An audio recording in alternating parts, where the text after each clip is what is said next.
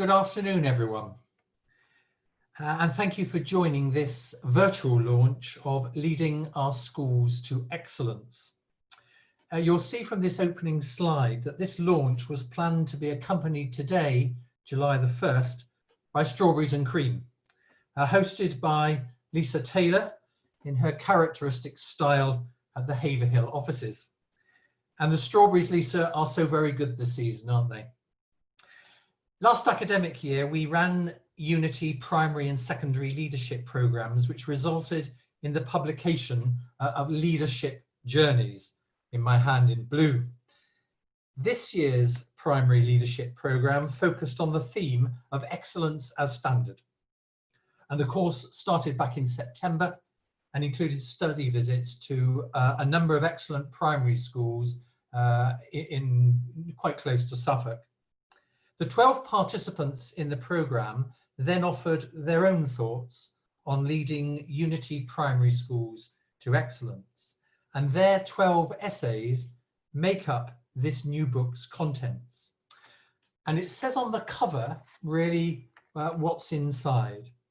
It says that their reflections are personal, professional, and inspiring, and always focused upon making the remarkable happen for children. So that's what lies in store when you pick up the book. And the authors are, most of whom I think are present today. You'll see them on the screen. I'll list them carefully. Kim Bromley, Lucy Beston, Martin James, Christy Evans, Tom Wade, Lucy Welch, Kelly Ashford, Kerry Taylor, Kirsten Lowe, Natalie Heath, James Thomson, and Fiona Catherine Thomson. As editor of the book, I can say it was a great delight to read their work, which was superbly, more or less, page ready. And I'd like to name check Alex Sharrett at John Catt Education for his usual nimble publication.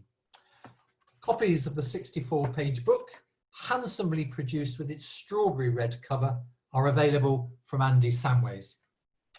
And our thanks as always to Joe and Andy for curating this afternoon's proceedings with the usual flair. Now, in launching the book, we thought we should do three things. First, make a link to last year's programmes.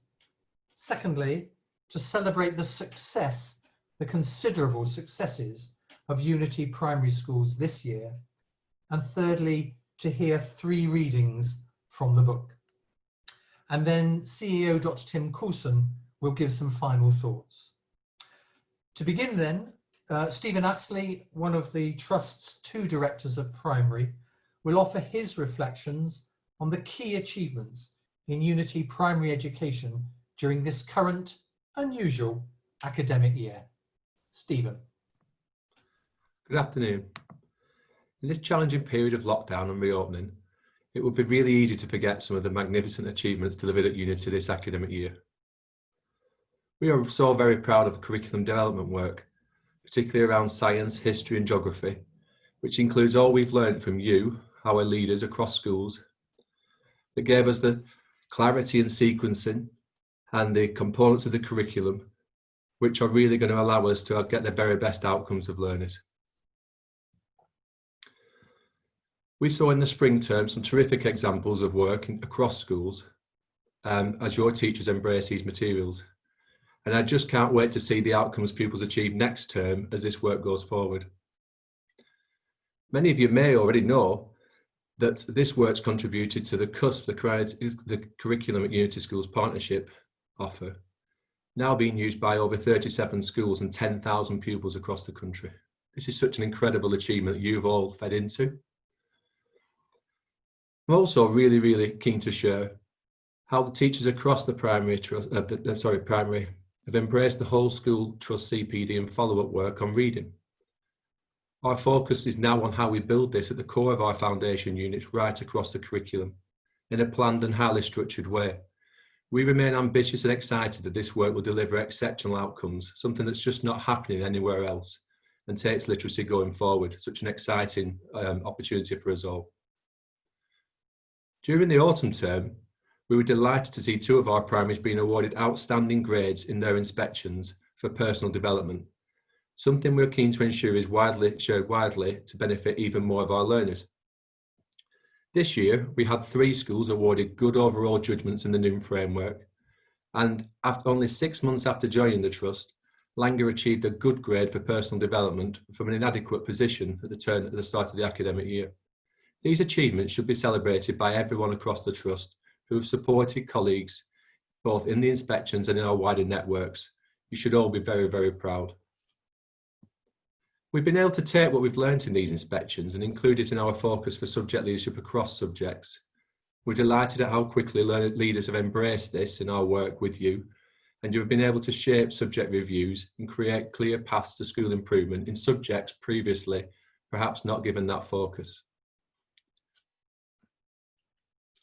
Also, right across Key Stage 2, colleagues have now been continuing their innovative work, growing one-to-one iPad provision, such that in September, nearly 1,000 of our 2,800 Key Stage 2 pupils will be able to go to school and use their own one-to-one iPad, with a broader aim to expanding this further.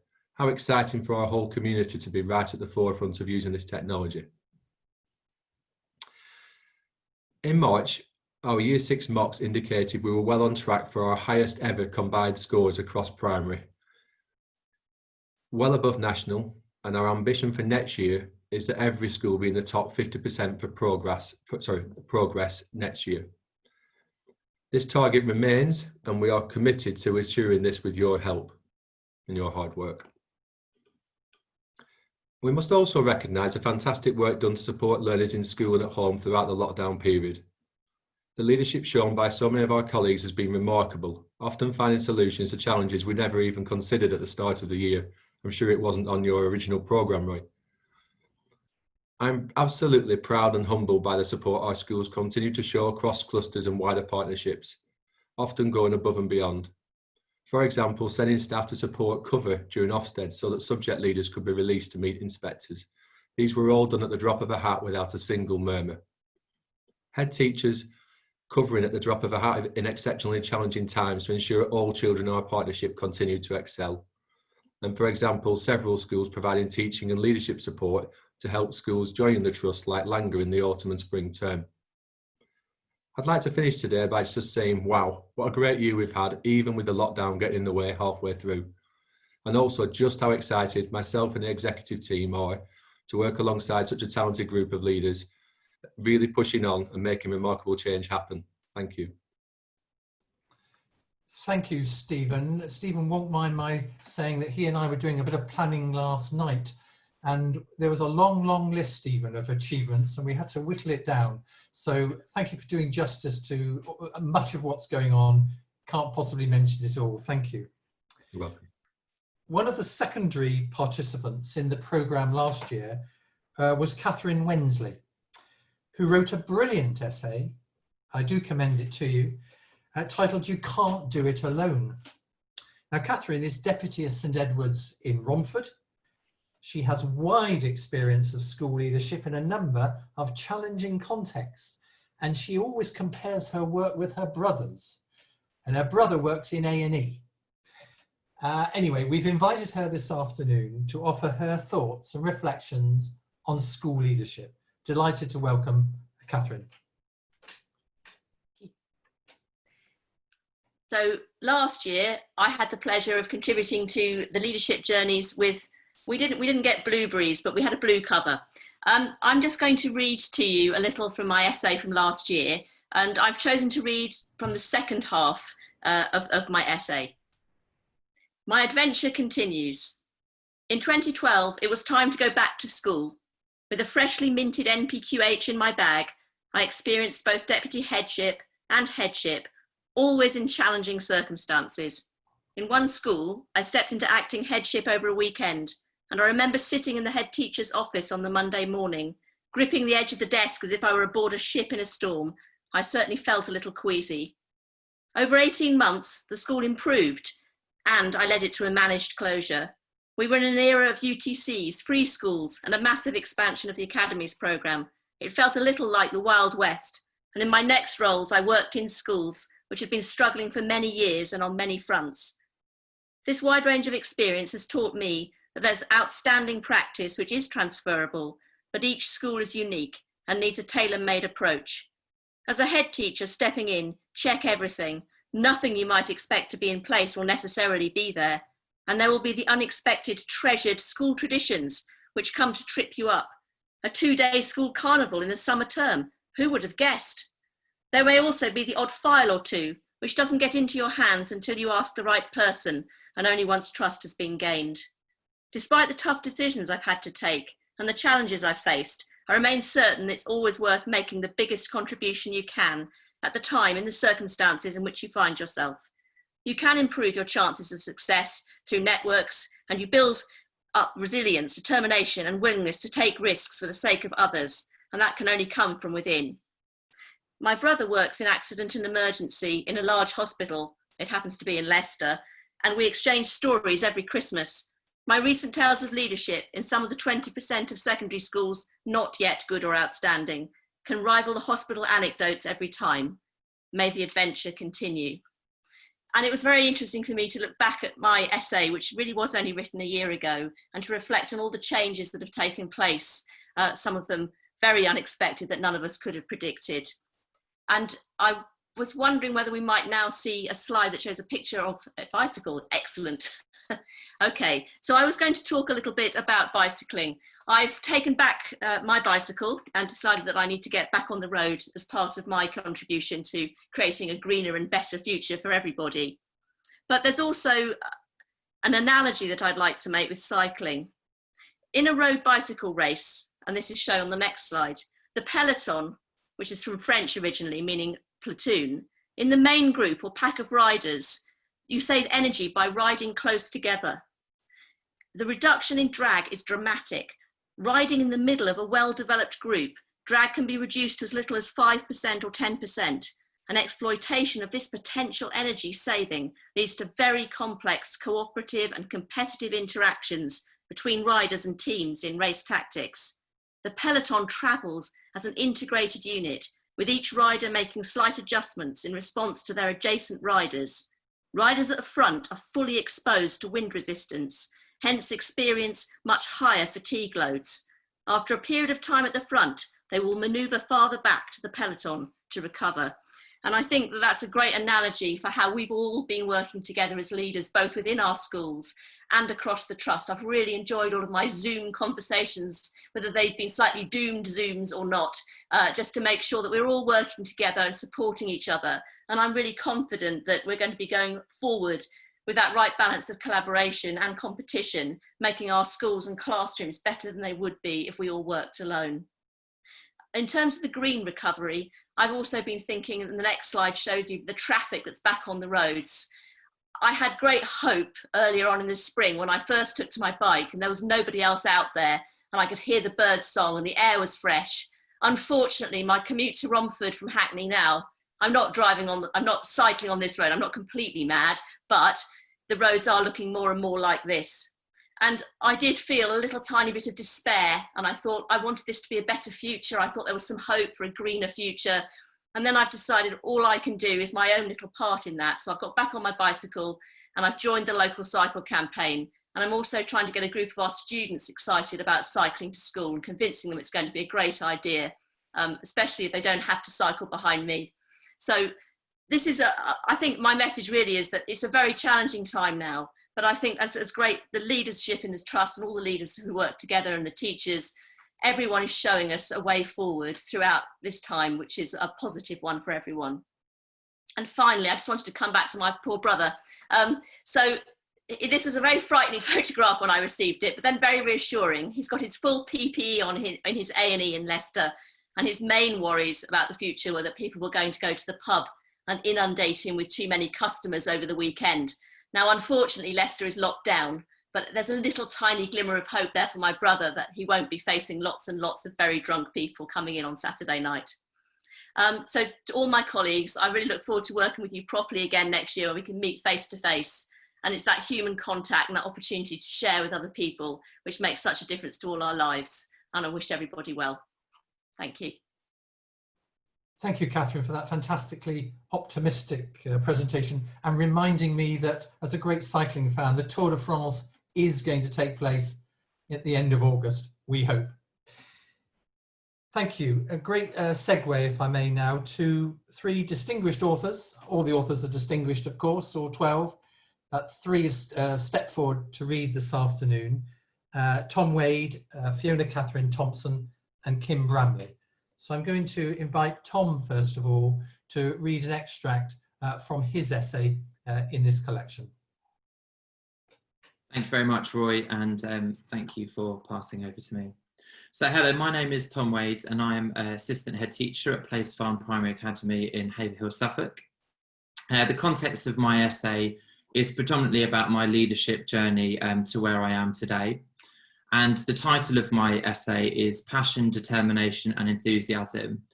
3 words really that, I've always, swore by and sort of really followed as part of my passion for teaching, but also as my way of life as well. I'm going to start reading from my essay on page 25, but I'm going to also dip into other sections so it gets a flavour of my leadership journey to where I am today. So I'm going to start from paragraph 2. I wanted to prove to myself that a positive mindset and a determination for success would eventually help me to reach my goals in life. I wish to help shape children's lives so that pupils from all different walks of life would believe in themselves and be wholly successful. I started my NQT year in 2012 in the affluent market town of Saffron Walden. I was placed in year 4 beside an experienced teacher and one of the assistant head teachers. I was also fortunate to have a dedicated and committed teacher teaching my NQT release time on a Tuesday, which included the teaching and learning of MFL. Therefore, I was supported effectively throughout my NQT year. Additionally, there was a new leadership structure in place with different personnel, and this brought new and fresh challenges and changes to the school. Observing the impacts of these changes was vital. As a naive yet enthusiastic NQT, I was eager to accept change and do things that were necessary to the improvement of the school, but most importantly, to improve quality first teaching for the children. On the other hand, I was blind to seeing the impacts that some of these changes had on existing members of staff. Unfortunately, members of staff left partway through the academic year, and some members of staff had relatively low self-esteem. This taught me an invaluable lesson in leadership. Changes can be a good thing, but it is challenging to get the backing and support of everyone within the schooling environment. During my second year of teaching was the start of having brave conversations with the head teacher and my phase leader and talking confidently about my thoughts and feelings. My phase leader was an excellent leader and she would often give me sound advice to help me to continue to be the best that I could be on a day-to-day basis. My third and final year in Saffron Walden turned out to be one of the most enjoyable. I moved to year 5 and was newly appointed shadowing English lead. I was also paired with 2 proficient and extremely knowledgeable partner teachers, which was ideal. Although I was part of a team that was full of increasing experience and knowledge across the school, it meant that for my leadership journey to grow and really kick off, I had to leave for a new challenge. I transitioned to a different town and county, Haverhill, Suffolk, in September 2016. Excitedly, I was placed in year 6 and was successfully appointed as an interim Key Stage 2 team leader. Despite the context and the style of the school being completely different from Saffron Walden, the one thing they both shared was their passion and vision for delivering quality first teaching and education for the children. Additionally, the head teacher believes in distributed leadership. Therefore, when I sat around my first leadership meeting, I really felt part of a knowledgeable, young and friendly group of leaders. And most importantly, I was part of a new leadership team. It was like being part of a football team. Everyone had their place and everyone fitted into the jigsaw puzzle neatly and accurately. I also felt that I could learn a great deal from the individuals seated around the table. To begin with, leading a Key Stage was an excellent experience for developing myself as a leader. It helped me to raise the morale of staff and pupils alike and helped me to lead by example. I could begin to embed organisational excellence and share pupils' lives from different cultures and backgrounds too. I was fortunate enough to observe other effective leaders in the school and understand what to do to get the most out of my team. I ran team meetings, organised rotas, led CPD, assemblies and events across the school. I also learnt the challenges of holding members of staff to account, despite it being a real challenge for me. After the positive outcome of the March 2017 Ofsted, we were challenged to improve our curriculum for science. I applied for the position of becoming the new science lead and was successful. I cannot say that science was a particular passion of mine, but I was so determined to try something different and was especially passionate about driving new positive changes for the school. I love setting to work on writing my vision and action plan for science and bringing in new enthusiasm and ideas for my team to adopt. I wanted to embed excellence of teaching and learning of science across the school. Furthermore, I learnt so much from other science leads in the trust, and I felt part of a supportive group of leaders. Fortunately, alongside becoming the new science lead for the school funded me to complete my NPQML, so I learned how to identify risks, manage budgets, introduce changes, and analyse data across the school and trust. This, alongside working in Year 6, helped me to maintain my good organisation skills and also helped me to become a more effective leader and teacher in the classroom. However, as with the children who come into my care year upon year, I too am always learning and wanting to strive to become a better person and leader. Throughout my life, I've been blessed with learning from excellent role models, leaders and teachers. One day I hope that I can be remembered as an inspirational leader and teacher to pupils and staff alike too. And I would just like to say a massive thanks to Roy for all of his guidance this year, and to my colleagues, and lastly to all of the trust for their support, but to Jane Sendall, my head teacher as well. Thank you. Tom, thank you very much. And I'm sure everybody listening will pick up what we've been saying about these essays, that they are personal, professional and inspiring. And people, when we work together, make the point that actually writing, the discipline of writing an essay in this way, really makes you reflect on those aspects of personal, professional, and to inspire others. Thank you very much, Tom. And I'm now moving on to Fiona Catherine Thomson. Good afternoon. I'm Fiona Catherine, and I'm the Deputy Head of Westfield Primary Academy, also in Haverhill. I joined the school and the trust in September as part of a new leadership team, and I've really enjoyed spending this year developing and understanding our vision and values as a school, and also how we connect into a wider trust. My essay reflects on where we are in our journey as a school, with an imminent Ofsted and following a period of disruption and change for the school, and on my reflections of the practice that we've seen across the schools we visited as part of the programme, and in particular what mattered to them and what was successful. So the extracts from my essay, and there's lots of different ones that I've picked across the essay, consider outstanding versus excellence and what excellence involves. I never wanted to be outstanding or good. I wanted to be excellent, and I still do. But what does it mean to be excellent? For me, excellence is a journey. It intimates that the journey is ongoing. It's to do my best, but my best should keep getting better. Excellence as standard has been exemplified in the schools that we visited. Key concepts and ideas that have stood firm in each school have stretched out across each trust, serving to rally staff and pupils to their values and purpose. It was clear that if we refuse to accept anything but the very best, we will often get it. My observations of the leaders that we visited was that this was their guiding principle. They have insisted on the best and expected it. And as a result, what we saw was excellence. But it was not an overnight success or a succession of quick wins. It was sustainable, and it was a product of perseverance. The excellent practitioners that we met made a difference because they were self-reflective. They looked carefully at the purpose and the value of doing what they did, rather than just finding a quick fix. They focused on the overall outcome and the bigger picture, but they understood that the smaller details had bigger consequences. So considering uniform classroom displays might seem a small picture detail, but in the context of enabling standardised approaches, which reduce teacher workload, support pupils' learning and outcomes, it was viewed as excellence.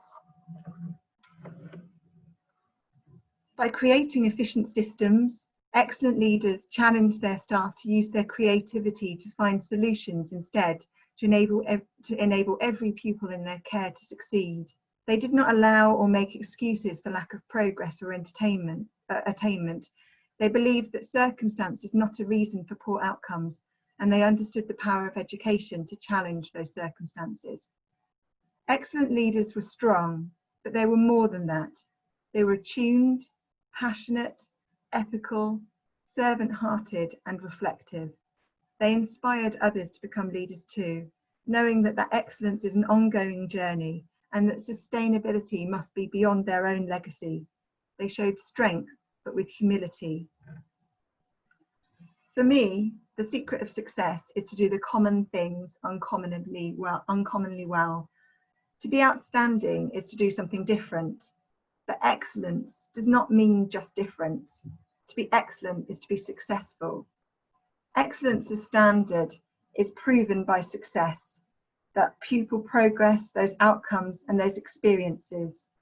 And to do that, you do not need to change the world, but you just need to do things better. I'm really grateful for the time and space and the opportunity that the programme afforded me to think strategically, to look beyond my own experiences and to consider other models and to have that discourse with colleagues across the trust and beyond. And I'm also extremely grateful to my own excellent head teacher, Tony Kittle, for the journey that I've had this year and for the understanding of what it means to be leading and leading with excellence. Thank you very much. Thank you, Fiona. Catherine. It was lovely listening to you. Reminded me when those days we actually visited schools. May they come again in the autumn. And thirdly, to Kim Bromley. Kim. Thank you, Roy. Hello, my name's Kim Bromley and I'm Deputy Head at Ditton Lodge Primary School in Newmarket. So we were charged by Roy with writing an essay around the idea of our personal leadership journeys. So this, alongside impressions of various school settings and leaders, led me to dig deeper into my key principles and values. And these are principles which have become even more pertinent in recent times. So I begin my essay with a favourite quote from Maya Angelou. I've learned that people will forget what you said, people will forget what you did, but people will never forget how you made them feel. So what inspired me to begin my journey into leadership? Was it noble sounding words which spoke to me of a calling? Was it extensive reading and research, equipping me with knowledge and confidence? Or was it an outstanding role model, triggering awe and aspiration who I could never forget? It was none of these. My journey into leadership began with a simple thought: I can do better than that myself. I do not mean to frame my journey with a negative beginning, but my values of leadership and my self-aspiration were established not by what I could be, but instead by what I should be. I was working as a joint assistant head at a large primary school in a challenging area of Suffolk. It was a low-key role I loved. I was happy to spend my days overseeing minor responsibilities, out of the classroom for 2 afternoons a week, safe in the knowledge that the accountability did not end with me. The phone call from the police came in after lunch. 2 men had been sighted walking the streets with firearms. We had to put the school into lockdown. The deputy was off-site and the head teacher was in a meeting. My first thought was panic. My next thought was to find the head teacher. I knocked on the meeting room door and explained the situation. Thanks for letting me know, he replied, and then shut the door.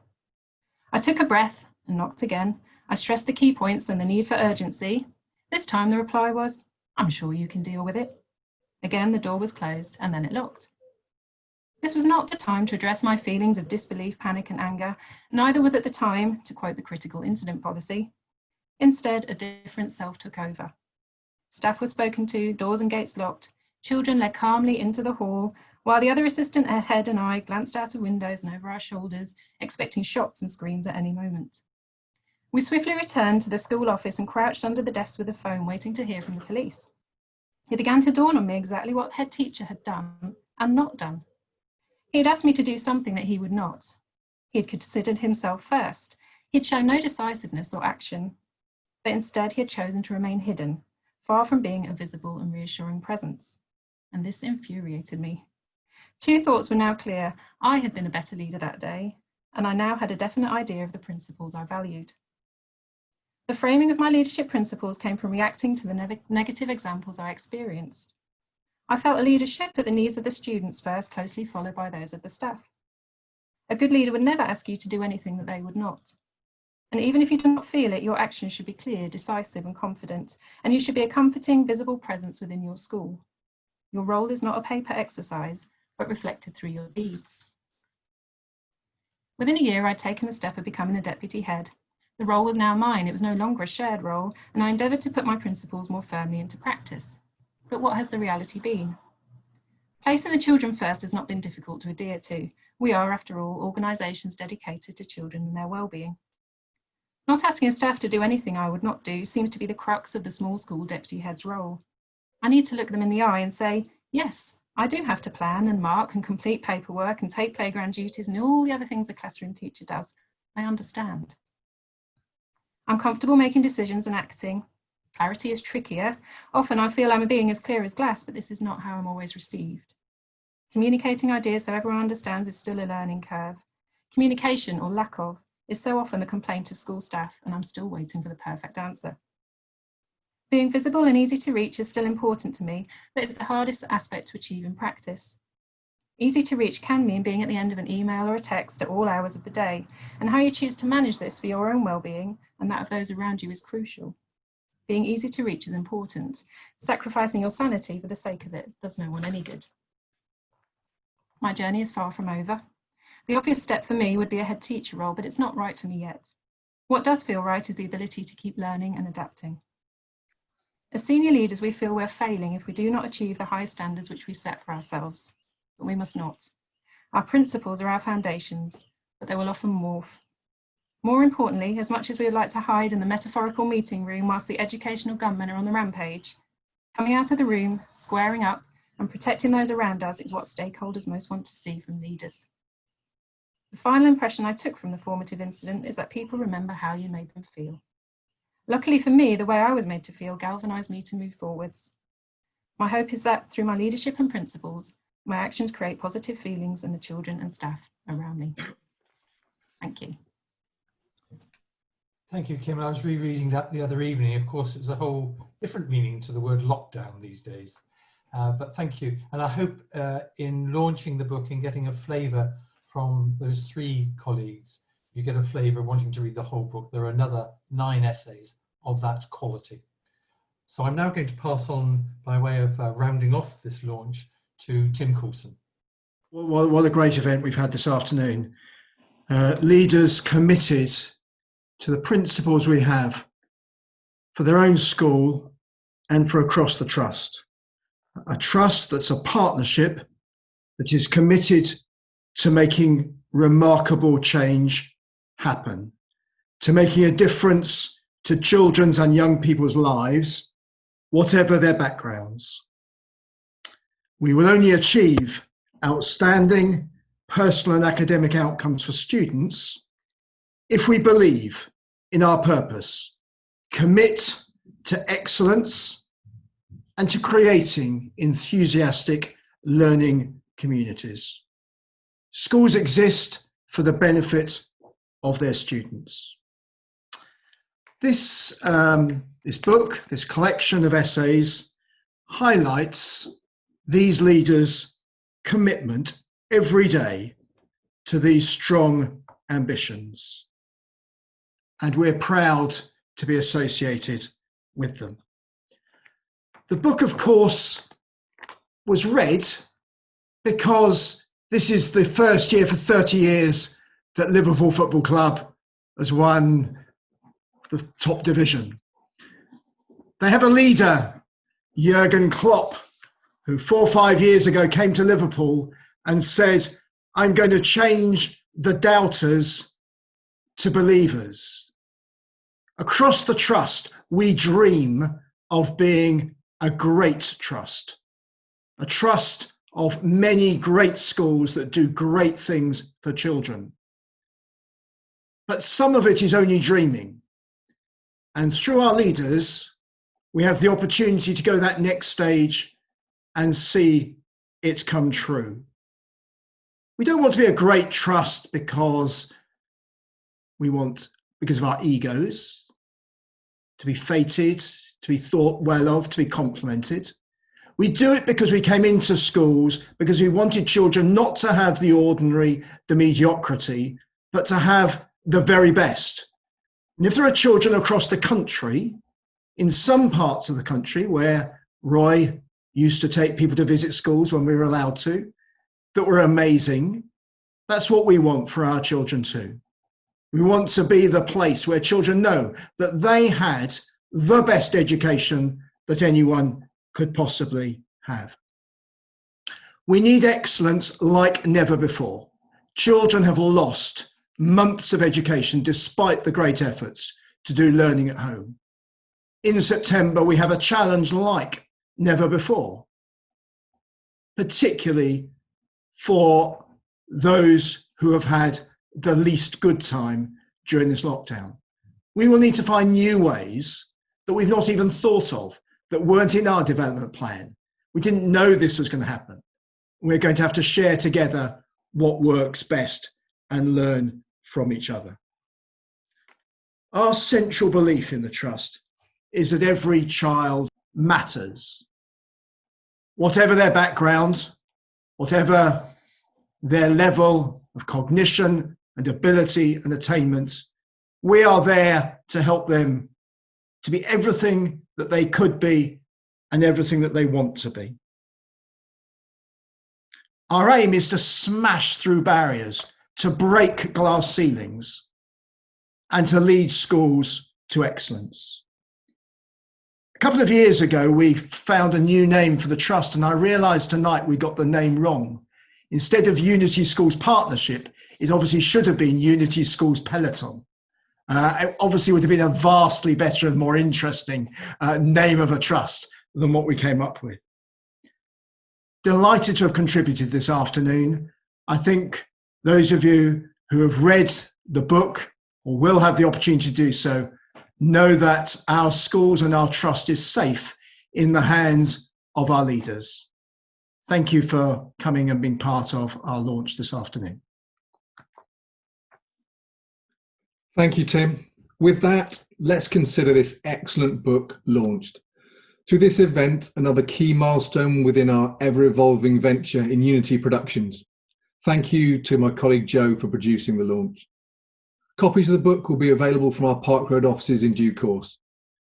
Thank you for joining us from across the Unity family, including colleagues from the Bury schools which have joined the Trust today. All that remains for me to do is to extend thanks to our authors and wish everyone a refreshing evening. Take care. I hope you can enjoy your own bowl of strawberries as we celebrate this launch and the tremendous impact of our inspiring leaders within the primary schools of Unity Schools Partnership. Good night.